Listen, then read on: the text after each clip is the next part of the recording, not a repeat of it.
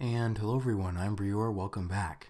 Now in today's episode I'm going to take a look at defending one's castle against an attack from the foreign invaders. Now I spotted this attack about 30 minutes ago, so I had a fair deal of warning, and that offered a lot of time for my alliance to support my castle.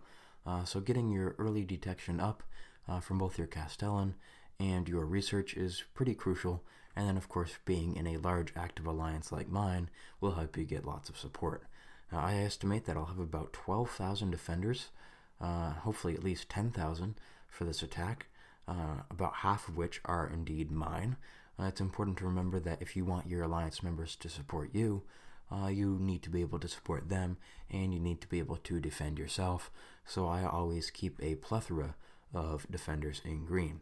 Normally I do use these guys for supporting other players, so I think that really motivates people to send them back to me when I do have an incoming. Anyways, the details for the attack just appeared a few minutes ago, which is why I started filming this video now, and it looks to be fairly easy. I knew it was going to be a large attack, but I didn't know if it was going to be, for example, veteran macemen without tools, or if it was going to be veteran demon horrors with extreme ruby tools and a 90-90 commander. It is a little closer to the middle, but it is definitely on the veteran maceman side. We have a fairly weak commander coming in now, and the tools are lacking by all means. There are no mantlets on this attack, which makes it fairly simple, but we wouldn't be using ranged defenders here anyway, because all of the attackers on this flank here are melee, and almost the same deal here, so I'm pretty certain that the the defense format I'm going to go with will be a 50-0-50 with 100% ranged, not quite, 100% melee, not quite 100% melee on this side. I will actually calculate the power of the troops, and I'm not going to do those calculations on video, but I will just explain to you how that's done. It's very easy when the incoming attack doesn't have any mantlets to it. All you would need to do would be 50 times, and we open this up and look at the attack power, 146 plus 64 times whatever attack power this is, 132, plus 128 times 118. That will give you all of the melee attack power on that flank over that same number, plus 14 times 121. So that would be the total attack power. So then you'd have melee over total, and that would give you a point, probably like 9.5 or whatever it is in this scenario, and that's what you put on your wall.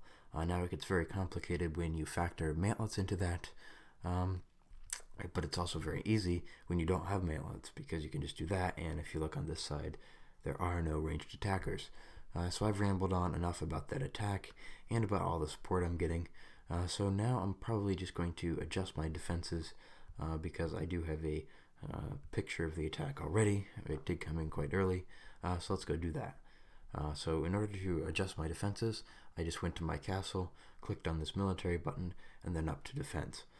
So I have left it so far at my normal offline defense setup, which is 0-0-100 with 65-35 unit distribution. Let's change that now. I'm going to go with 100% melee on this flank, and I'm going to go back and do the calculations for this, but I will just leave it at, let's say, 95 now. 94 is fine.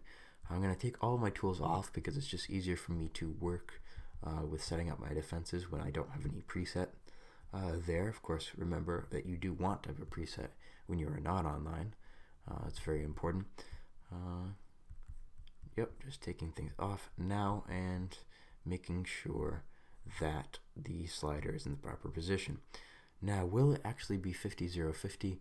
That is something that I have to figure out. Oh yes, that was correct. Let's look at the attack again. So then I would calculate the total power on this side and the total power on this side and get the distribution. So that's another calculation I'll have to do. I'm just outlaying the basic setup now, and I'll go back and do detailed work when I cut the video. Anyways, let's come back here, and I think the best plan of action would be to fill up 2 slots with wall tools and 2 slots with lime bombs. Lime bombs are tools that not everyone knows about, but they're very important they increase the strength of your melee defenders on the wall by plus 33%. You only really want to use them when you are at 100% melee or something similar, so I think this is a good excuse for that. I'm just going to copy it over here. Even though I'm not at 100% melee on this side, it's going to work pretty much the same way. Now keep in mind that I'm having to put the 1-1 in to hold the spots. I don't really like how the system works anymore, but it evenly distributes your tools across all of the slots when you drop them in. So if you only give it 2, it can only distribute them across 2 slots. So the reason I'm putting 4 tools in per slot, or 4 deep as they might say, is because I know that the maximum amount of waves this attack has, and actually the amount of waves this attack has, because I can see the number here, 1, 2, 80, is 4. So we'll be using up 4 tools per slot on all of the sections that I'm defending, so both flanks. I'm going to come in here as well, and I won't forget about moat tools, and I'll put 4 fire moats in there right now. So as you can see, I do use ruby tools not only for attacks like this, but by default, as it was part of my offline setup. You should definitely absolutely invest in ruby tools for when you're defending, especially when you have so many people supporting you like I have and who are depending on you to get this right. Also keep in mind that there are some other factors that come into defense setups that you can't really control in the immediate sense, but you do have control over in the long-term sense. How far your towers are upgraded is one of them, because that controls how many troops you can place on your walls. Furthermore, what level of wall and moat you have is a huge determining factor. I actually had a question, a person asking this one in my recent videos: what does the moat do, and what does the wall do, and what does the gate do, and what do the towers do? So I've already answered towers. Gate, depending on the level of gate you have, it's going to provide you a different gate bonus, different default gate bonus, I should say, and then add that to your gate tools, and that will determine what percentage you would have at the top. Same for wall and moat, respectively. So it's just a good idea to upgrade those. I do plan to purchase the ruby moat sometime in the future. So yeah, that will be good. I do not have enough rubies right now, and perhaps I would do it, but I just don't. Alright guys, now I'm going to cut the video. I'm going to make some small changes to my defense setup. I'll come back, explain them, show you how much support I did end up getting, and we'll look at the results of the attack. This was a fairly easy one to approximate a defense setup. Keep in mind that your ability to approximate just comes with game experience, so if you're not confident now, don't worry. Just be sure to examine incoming attacks on your castles and your alliance's castles, and make your own predictions, and then talk with the experienced people in your alliance about whether your predictions are valid. And hello everyone, welcome back. So I've made some very slight adjustments and made some calculations, and it's about time for the attack to land on my castle, so we'll get to see the results. And now I made my prediction up here actually. This will probably be about 200, hopefully not much more.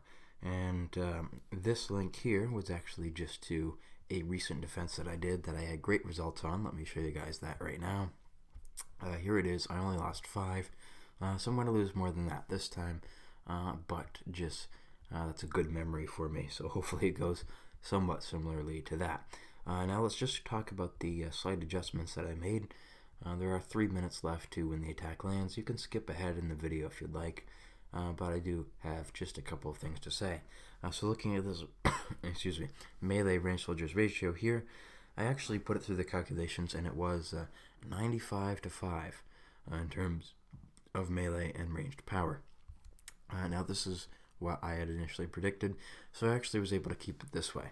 And in terms of balance, in terms of 50-0-50, I didn't think it was going to be 50-0-50. I was anticipating it was going to be more like probably like 60-0-40, but I ran it through the calculations again.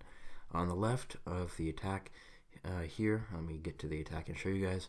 This equates to 32,546 power, and this over here is a 32,000 even, for a total of 64,546 on the flanks. and it actually did work out to just a tad above 50%. So when I rounded down, it was indeed going to be a 50-0-50 setup. Now I also made a slight change to my tools. Because this is a 100% melee defense on this here wall, I added another slot of lime powder bombs, and I took away one of the wall tools. I don't know how this will affect the overall defense, but I'm hopeful that it will be very, very few casualties on the wall on both sides.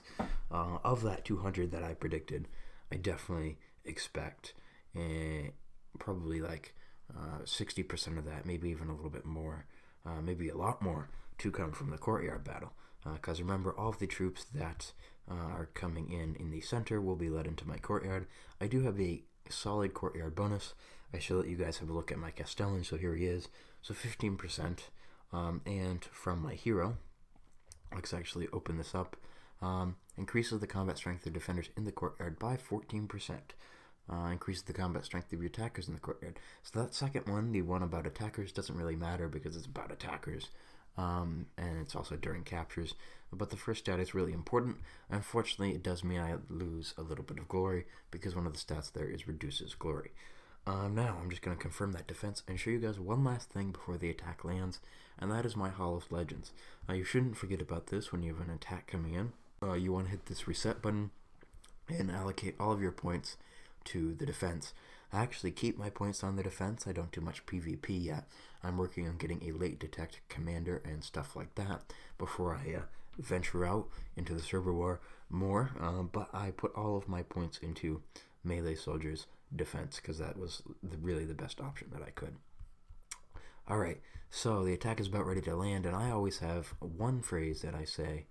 Normally I just type it in chat, but I guess for the purpose of this video I can say it aloud. Here we go.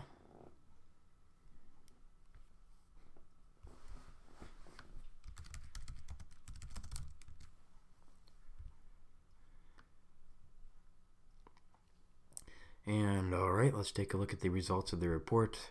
Maybe a little bit more than 100. I was going to say 200, but wow, that's nice. Wow, that was actually pretty good. So I get to forward along that one, and I don't have to be ashamed. So that was good. Thank you to everyone in MBK who offered support on this attack. 9.5 thousand is exceptional. So yeah, we did a good job. Now let's just take a look at the results of this attack. As I predicted, the vast majority of casualties actually came from the courtyard, so that's good. You can see here that I really stopped him cold on the flanks. Now I was debating at one point going all three sections on the wall, and sometimes in reflection it's easy to say, well, I could have taken him across all three sections, but I don't know if I could have. I think the view is a little bit distorted here, because if you were to allocate, let's say, 50% of your defenders to the center, keep in mind that this was not straight melee. Let me see where the troops are. This was mixed, so it would have been much harder. Whoa, what was that? Did you see that? My mouse cursor changed. Maybe I'm crazy.